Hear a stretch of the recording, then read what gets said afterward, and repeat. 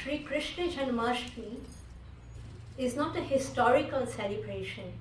આજે આપણે અહીંયા બધા ભેગા થયા છે તો આપણે મનાવીએ છીએ કે એટલા વર્ષો પૂર્વ દેવકીજીને ત્યાં જન્મ લીધેલો હતો. નંદ બાબાને યશોદા મૈયાને ત્યાં આવીને લાલાનો જન્મ મનાવવામાં આવ્યો હતો ગોકુલમાં. જરૂરથી મનાવીએ છીએ, પરંતુ વિશેષ હર વર્ષ કેમ મનાવીએ છીએ? હર વર્ષ એટલા માટે મનાવીએ છીએ કારણ કે શ્રી કૃષ્ણ જન્માષ્ટમી એક વર્તમાનનો ઉત્સવ છે. It's not just a historical celebration, it's the in the present moment celebration. And why is it in the present moment celebration? કારણ કે શ્રી કૃષ્ણ સ્વયં કોણ છે? Omnipresent. He is everywhere, in everything, in everyone, at all times. એ આજે પણ પ્રગટ થાય છે. રસિક સંતો કહે છે એ રોજ નવા નવા અવતાર લઈને પ્રગટ થાય છે. ક્યાં પ્રગટ થાય છે? એક સેકન્ડ આપણે વિચાર કરીએ. શ્રીમદ ભગવદ્ ગીતામાં જઈએ અને સાંભળીએ શ્રી કૃષ્ણ સ્વયં એમના શ્રીમુખથી શું કહે છે? હું ક્યારે અવતાર લઉં છું? યદા યદા હિ ધર્મસ્ય ગ્લાનિર્ભવતિ ભારત અભ્યુત્થાનમ ધર્મસ્ય તદાત્માनं સૃજામ્યહં પરિત્રાણાય સાધૂનાં વિનાશાય ચ દુષ્કૃતાં ધર્મ સંસ્થાપનાર્થાય સંભવામિ યુગે યુગે. ધર્મ જ્યારે હોય છે ડિક્રીઝ થાય છે, ઓછો થતો જાય છે, અને અધર્મ જે હોય છે વધતો જાય છે, ત્યારે હું અવતાર લઉં છું. સામાન્ય રૂપે આપણે શું વિચાર કરીએ છીએ કે બહારનો ધર્મ છે આપણે પાલન કરીએ છીએ એ ઘટે છે. અધર્મ છે કોના રૂપમાં? રાક્ષસો વધી ગયા, દૈત્યો વધી ગયા, દાનવો વધી ગયા. એટલે ભગવાનને અવતાર લઈને આવવું પડ્યું સંહાર કરવા માટે ને ધર્મને પુનઃ સ્થાપિત કરવા. આ છે એક બહારની વ્યવસ્થા સાચવવા માટે. પણ ભગવાન બહુ જ કૃપાળુ છે, બહુ જ દયાળુ છે. બહારની વ્યવસ્થા આપણા માટે બહુ સરસ રીતના સાચવે છે. એક બીજી વ્યવસ્થા સાચવે છે.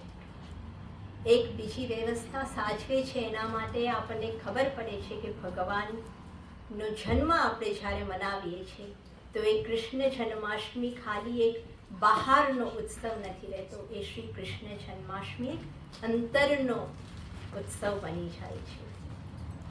એ છે કે જ્યારે એ આપણા અંદર, એમના ભક્તોની અંદર ધર્મ જ્યારે ઓછો થઈ જાય છે, આપણી ભક્તિની અંદર જ્યારે ડિક્રીઝ કંઈક થઈ જાય છે,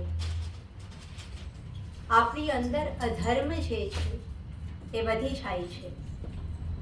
અને આપણે જોઈશું, આપણે બધા 2 મિનિટ જ્યારે ચાન્સ મળે ત્યારે લેશો વિચાર કરવા માટે કે આપણને અનુભવ થાય છે કે આજે મને લાગ્યું કે મારો ભક્તિનો લેવલ અહીંયા હતો, આજે અહીંયા થઈ ગયો, આજે અહીંયા થઈ ગયો.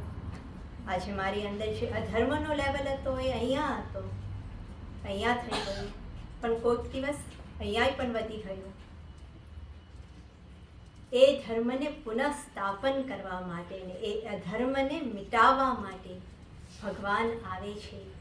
એ છે અંતરની જન્માષ્ટમી, જ્યારે ભગવાન કહે છે કે હું મારા ભક્તની રક્ષા કરવા માટે, બહારના રાક્ષસો કદાચ એટલા નહીં સતાવતા હોય જેટલા આપણે કહીએ છીએ આપણા ઇનર ડીમન્સ આપણને સતાવતા હોય છે. સારા વિચાર હોય છે, દૈવી વિચાર, અને આસુરી વૃત્તિના વિચાર હોય છે. શ્રી કૃષ્ણ કહે છે કે હું મારા ભક્ત માટે, એક ઇન્ડિવિજ્યુઅલ ભક્ત માટે એક ઇન્ડિવિજ્યુઅલ અવતાર લઈને આવું છું. એ છે આપણા પોતપોતાની સાચી જન્માષ્ટમી.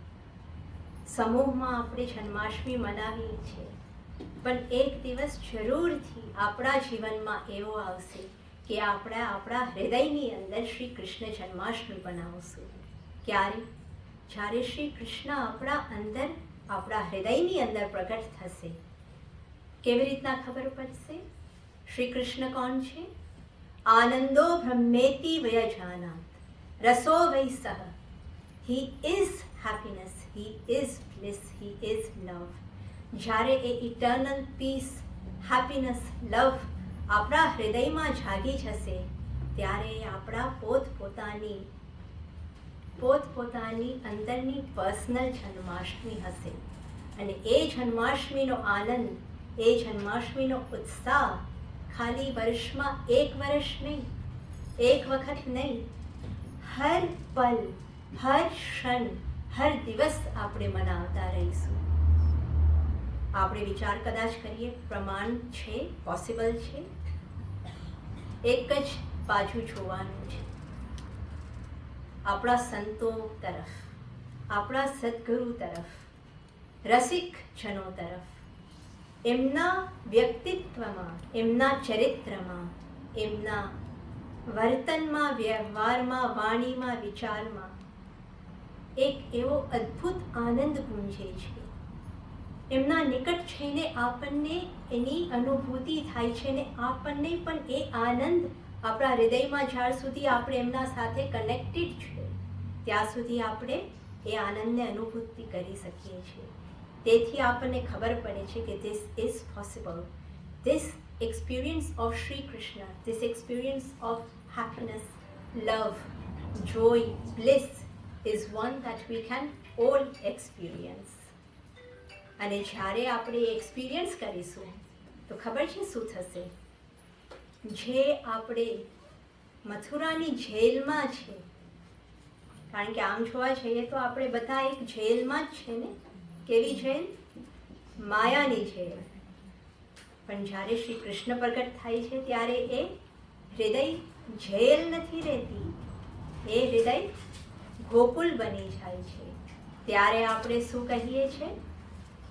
નંદ ઘેર આનંદ ભયો, જય કનૈયા